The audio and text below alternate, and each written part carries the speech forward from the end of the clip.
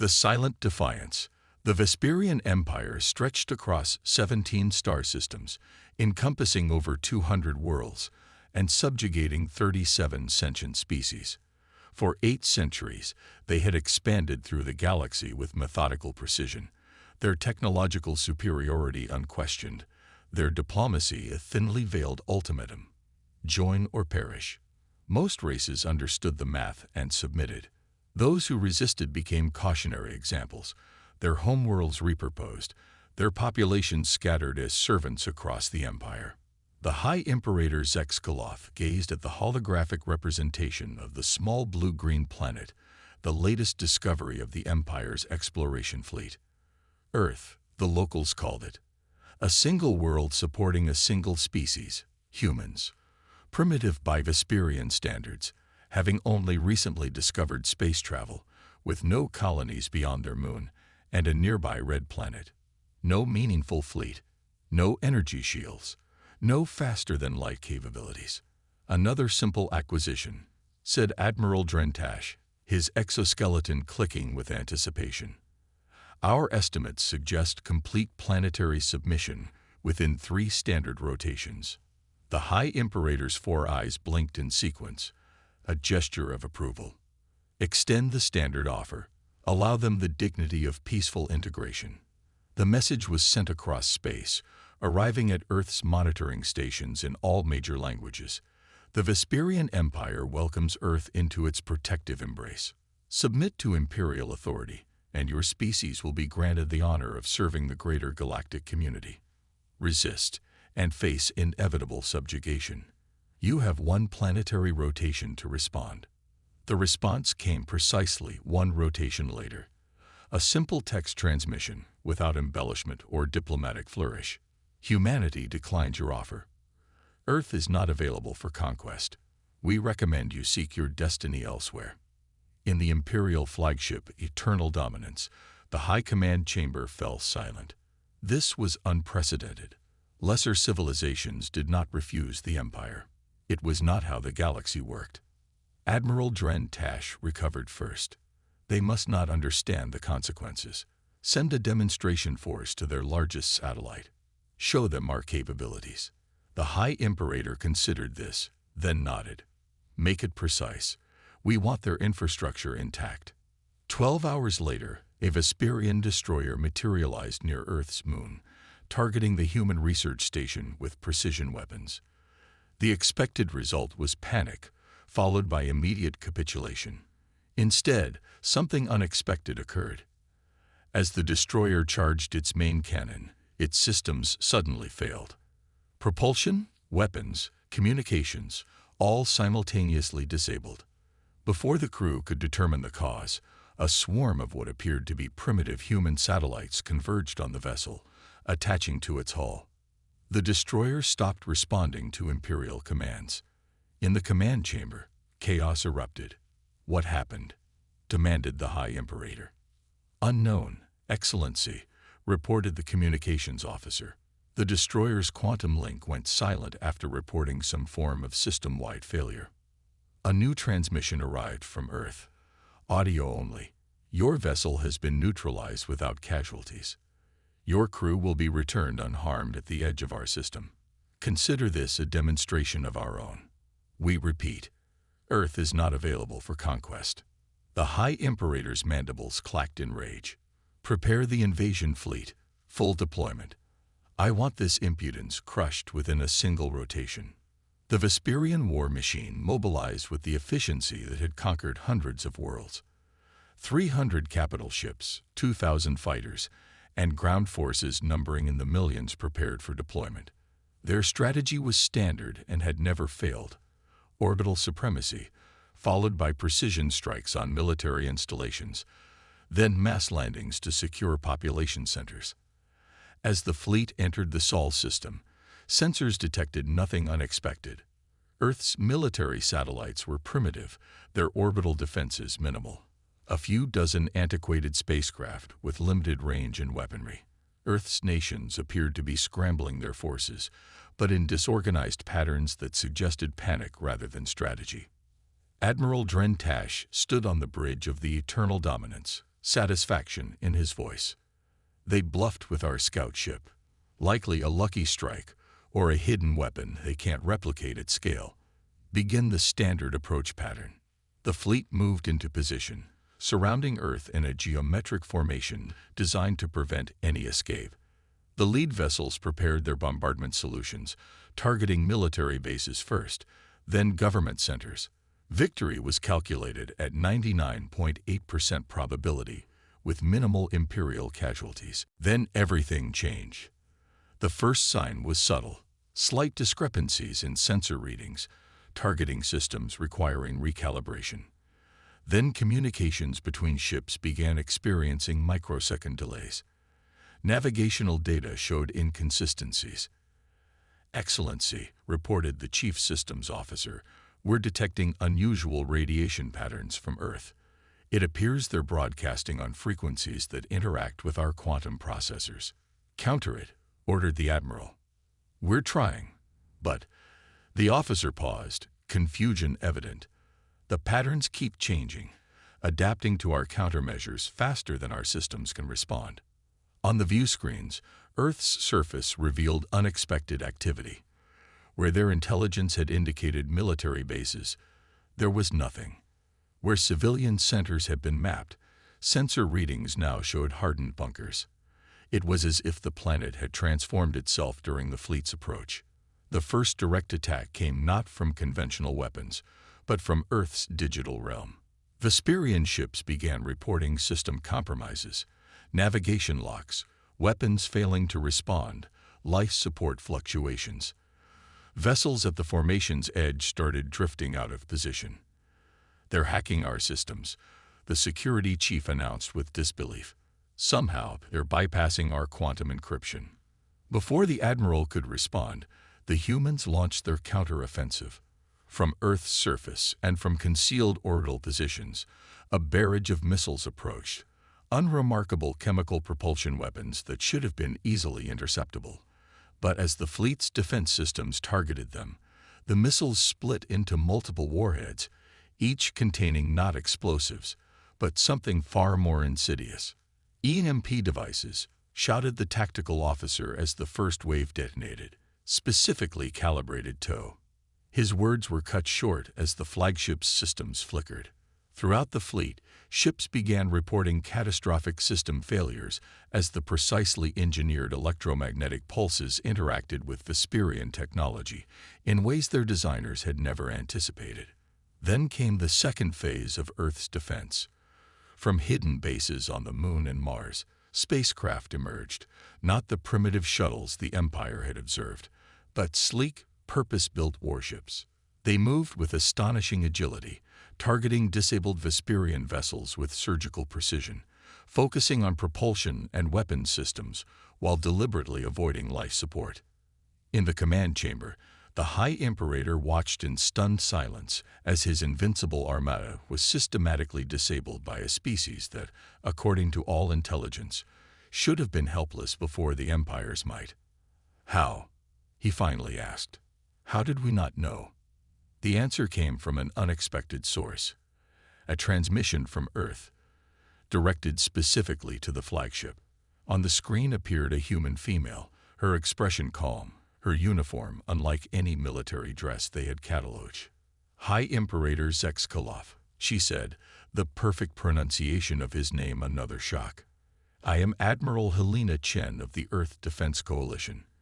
You're wondering how we were prepared for you. The answer is simple. We've been watching you for decades.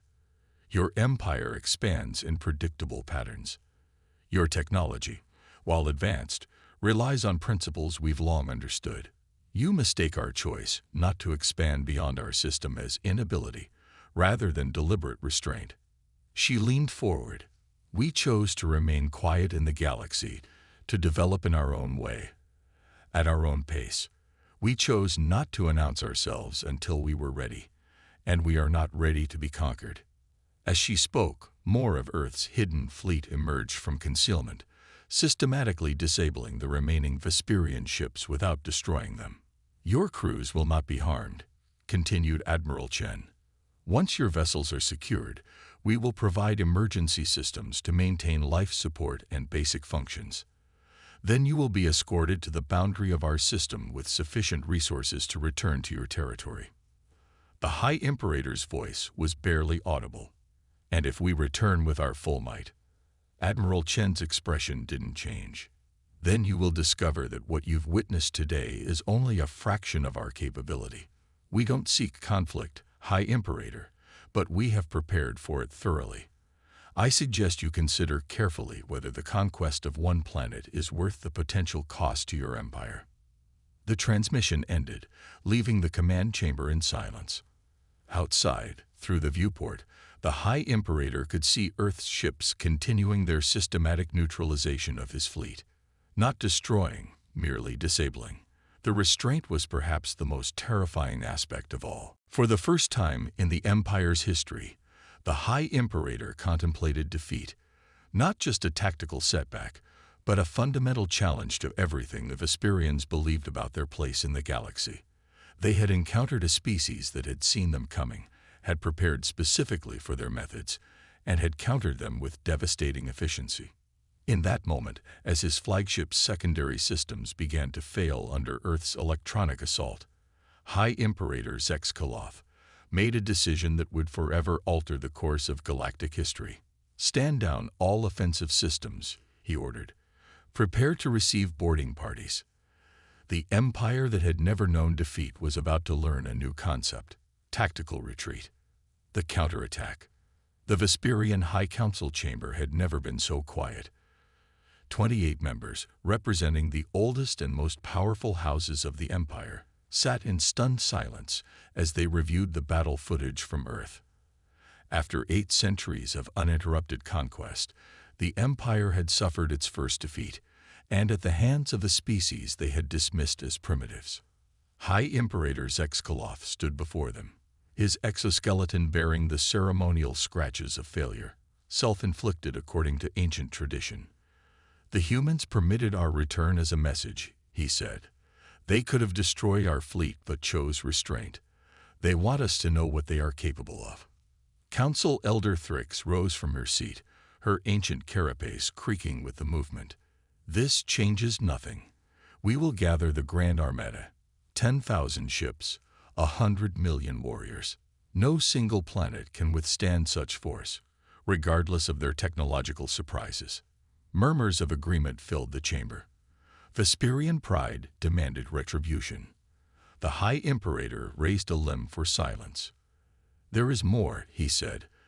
"During our withdrawal, our surviving science vessels made a discovery. The humans have been monitoring our empire for decades using technology we cannot detect. They have studied our weaknesses systematically.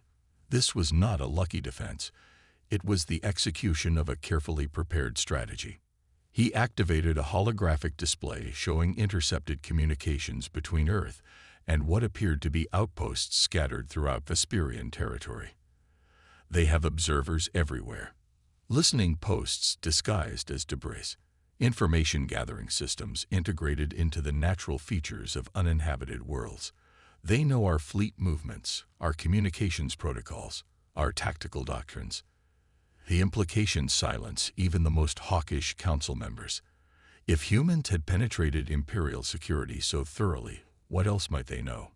What other countermeasures might they have developed? "I propose caution," concluded the High Imperator. "We must learn more before committing our forces to a conflict with uncertain parameters." The council voted for restraint, but pride demanded some action. A compromise was reached. A special reconnaissance force would be dispatched to the edge of the Sol system, equipped with newly developed stealth technology. Its mission: observe human capabilities and assess the true threat level without engaging. 3 months later, the reconnaissance fleet arrived at the outer boundary of the Sol system, beyond the orbit of the planet humans called Neptune. Their vessels, incorporating the Empire's most advanced cloaking systems, were theoretically undetectable. Fleet Commander Vex Morden oversaw the operation personally. "Passive scans only," he ordered. "No transmissions, no active sensors. We observe and withdraw." For 2 days, the mission proceeded according to plan. The fleet gathered data on Earth's defenses, noting with concern the significant expansion of human military activity since the failed invasion. New orbital platforms surrounded the planet. The moon now bristled with what appeared to be weapon emplacements. Mars showed signs of major construction. "They're preparing for our return," noted the intelligence officer, "building defenses at an astonishing rate." "As expected," replied Vex Morden. "Continue monitoring." On the third day, disaster struck. Without warning, the fleet's cloaking systems failed simultaneously.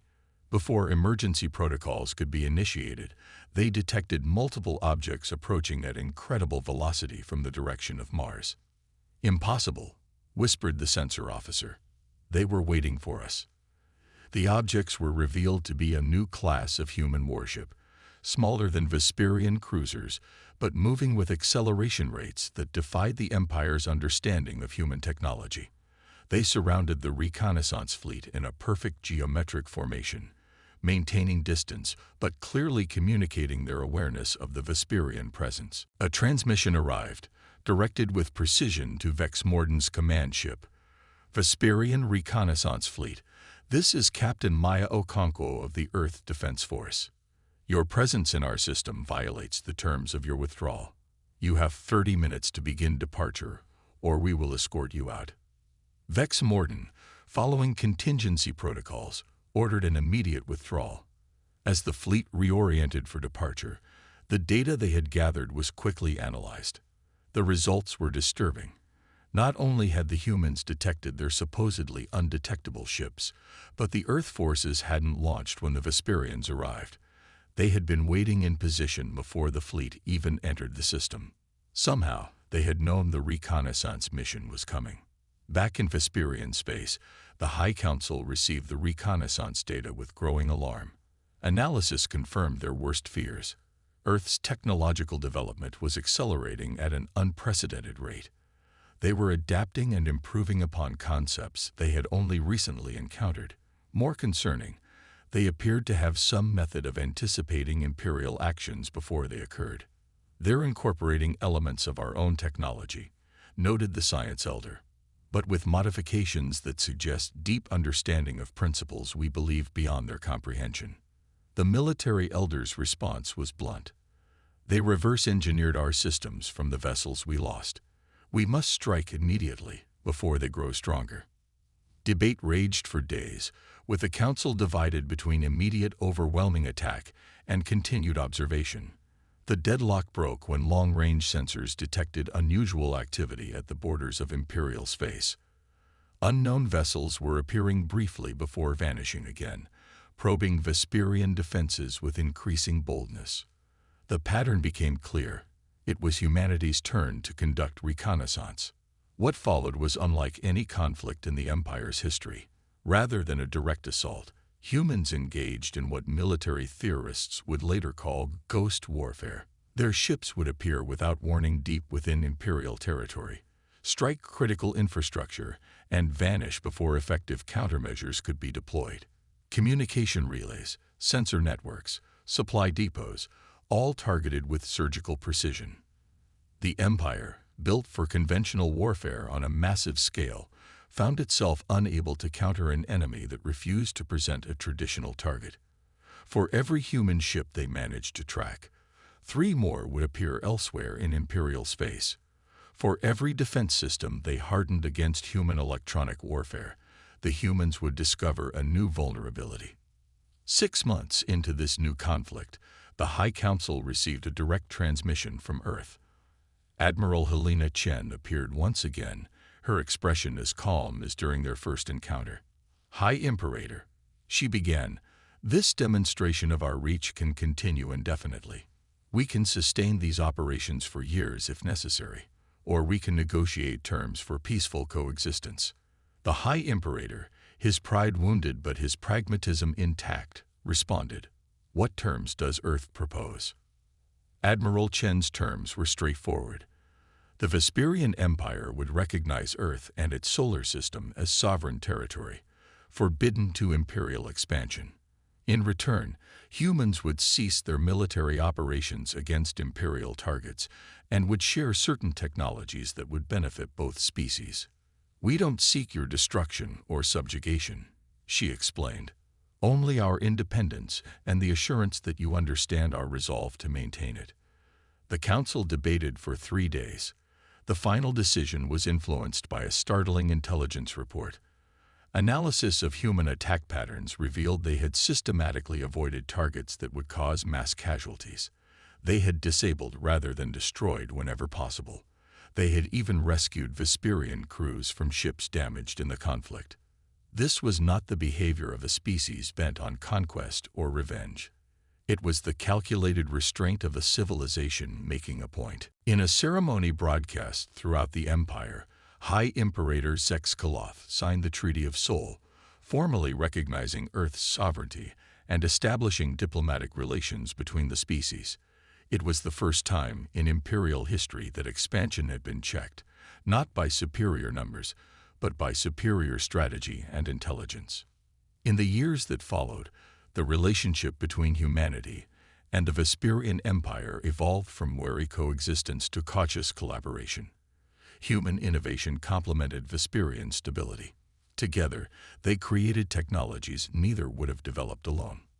Other galactic civilizations observed this unexpected partnership with astonishment. The empire that had never compromised had met a species that could not be conquered. The balance of power in the galaxy shifted as smaller civilizations, inspired by Earth's example, began to assert their own independence. The humans, for their part, finally expanded beyond their solar system, not as conquerors, but as explorers and diplomats. They established colonies and alliances based on mutual benefit rather than subjugation. Their ships ventured into regions the Vesperians had never reached, discovering species and phenomena unknown to the Empire.